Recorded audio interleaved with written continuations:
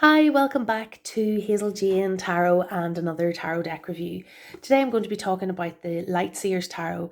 If you have been following me on Instagram, you'll have seen I used this all throughout the month of July to do my personal daily draws, and I also used it for readings for others and other readings for myself as well. So I got really good use out of it this month, and so it's a good time to give it a proper review. So this is a deck by Chris Ann. This is the independently produced edition, and I have, as you can see there, little numbered and autographed one from the independent run of 2,500. Honestly, had I known that a mass market edition was going to be coming out so soon after this, I probably wouldn't have pre-ordered or backed the independent one, because for me, living in Northern Ireland, the postage from America plus the customs when it's arriving and so on, it really does increase the cost of the deck. So the mass market edition, from what I can see, is very, very, very similar. I probably would have just waited for that. But as it is, this is the one I have, and I'm hanging on to it for now.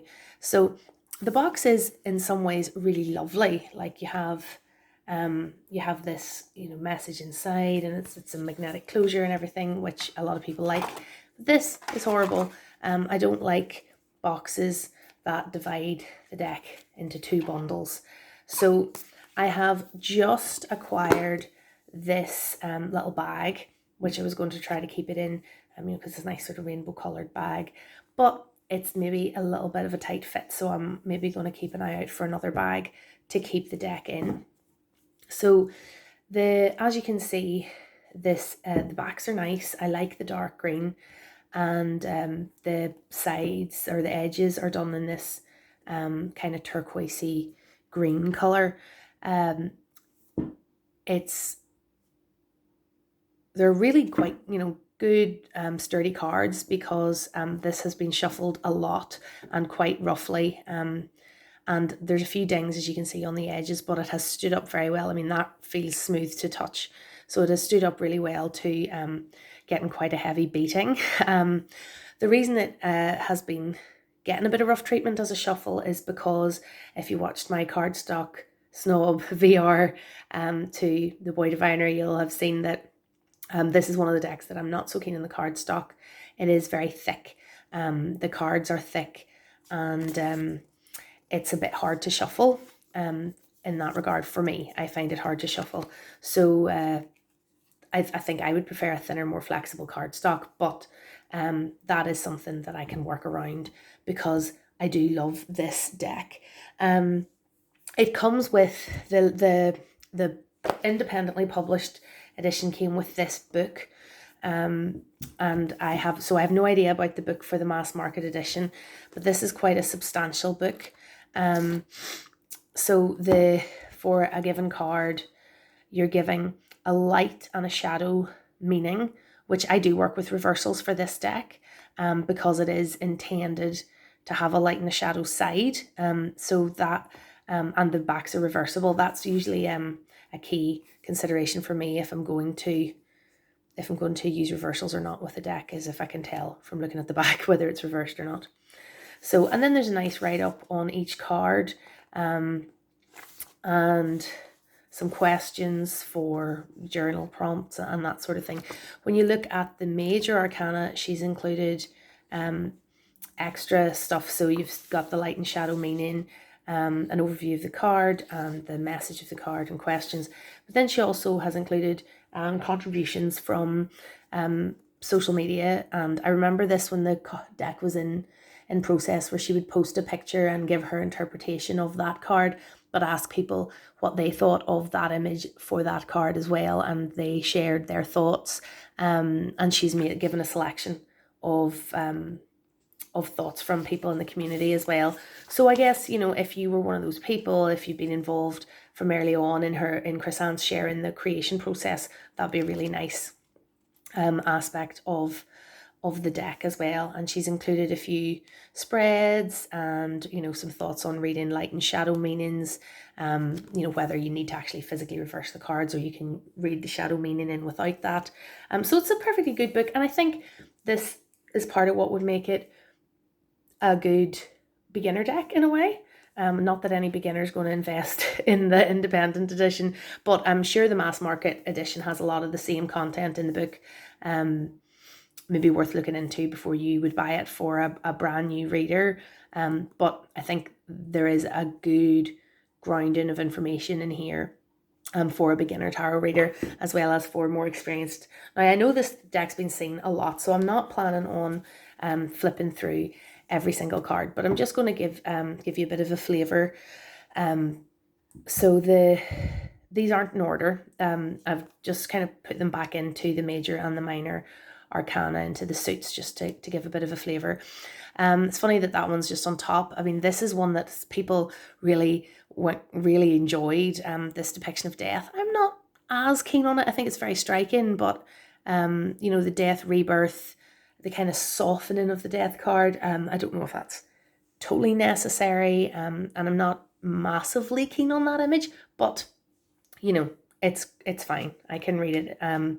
The other one that I'm not a huge fan of in this deck is the temperance image, which is, as you might know, one of my favorite cards in the majors. It's, I like the pouring of the water symbolism and so on, which hasn't been used here, but oh, I've included the Queen of Cups in the major arcana. But look how lovely she is. I do love that Queen of Cups card. We've got the Emperor, the World. So a lot of the majors have been, Six of Wands. A lot of the majors have been reinterpreted, like we have Keeper of the Sacred instead of the Hierophant, which does really change the meaning of it in a way for me. Like this Keeper of the Sacred, he seems a lot more accessible than kind of the Pope-like image that you see in a lot of Hierophant images. So it does change the interpretation a little bit. So that, the art in a card, I think, is influential on how you interpret the meaning. I love this Lover's card. As you can see, there's a lot of kind of geometrical images sort of hidden in the images, and this, I love this sort of swirling with her hair and the lines kind of over the image as well. The Tower. Again, by making it a nature image, it does soften the impact of the Tower a little bit, I think. The Moon is one of my favourites from, before I bought the deck. I really liked that one. The Hermit's lovely as well. Magician. The Fool. Judgment. Love that Judgment card. Strength. The Empress. Really gorgeous as well. A gorgeous Sun, which reminds me of the Sun in the Gaian Tarot. The Star. Devil. The High Priestess. She's gorgeous. The Hanged Man. So they're very colourful, as you can see. The cards are very, very colourful. They have they're mostly figurative. They are based, they're hard to separate. They're based on the Rider-Waite Smith system. So, there are a lot of things you would recognise, like, the 8 wands being depicted in the 8 of Wands. I really like that version of it, actually. We have a lot of similar imagery. Now, so overall, I would say the theme is, art of the art. It's very much kind of boho inspired. I'm not American, so I'm maybe getting this slightly wrong, but it gives me a kind of West Coast American Coachella festival vibe, particularly these kinds of cards. It is a very young deck, I think, overall. Like, if you look at the people depicted, there are some older people, but mostly the people are quite young. They are slim and beautiful, and and we're into the Pentacles now. But there's a little bit of colour theming, there's a lot of pinks through the wands, but it's not especially a colour themed deck when you lay out the suit. I love that Queen of Pentacles. Absolutely gorgeous. So yes, all these people are very attractive. You know, look at these very attractive people. Very attractive people in every card. So there's not especially a lot of body diversity really. There's some racial diversity. There's some LGBT representation. You know, so it's a nice deck. For me, I kind of see it almost as like an aspirational deck. Like the images are kind of aspirational. Like these are the people I would like to be like, as opposed to reflecting, you know, what I see in the mirror necessarily. But it is, in terms of my taste, you know, it's very colorful, and very, you know, easy to read, I think, as a tarot deck. You know, it's very, say, very figurative. And the images kind of tell a story. This is one this was one I found very strange, you know, out of the box, really. You know, the Page of Cups, like this floating away in the wee flying pig. And yeah, I'm still not entirely sure what I make of that one. But there are so many beautiful cards in this deck. I mean, I'm not even pausing to point out, you know, like this one I absolutely love. I love this one as well. The swords are great, actually. I like the sword suit. You have the kind of theme of these ravens, or the birds in every image, and they're you know, there's a more of a blue gray color scheme through the sword suit.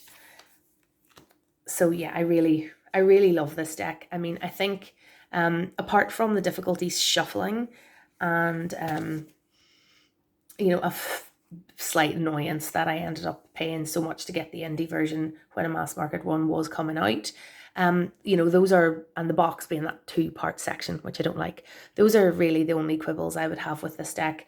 It is a gorgeous deck visually. It's lovely to look at every day. You know, when I had it sitting out as my daily draw, beautiful to photograph. The matte cardstock comes up beautifully, and yeah, it's just a really lovely, easy to read deck. So if you missed out on the indie version and you were feeling sad about that, don't be sad.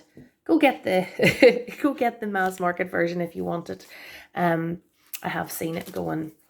I have seen this deck going for quite silly prices, secondhand, for the independent edition. One thing I would say, I'm going to make a separate video about it, but I paired it this month with the Awakened Soul Oracle by Ethany, and as you can see, you know, visually, the art in these two decks. I'm going to take a leaf out of Dawn Michelle at Boho Tarot's book and sort of flick them over together to show you. These decks just, you know, visually look really nice together. And so I've had one from each deck sitting out all month of July, and have really enjoyed looking at them, and the meanings have paired together really well. So that was the Awakened Soul Oracle by Ethany, but I'm going to show that in a separate deck review. So that is the Lightseers Tarot. Highly recommended, absolutely gorgeous, and lovely to read and lovely to work with, if not lovely to shuffle.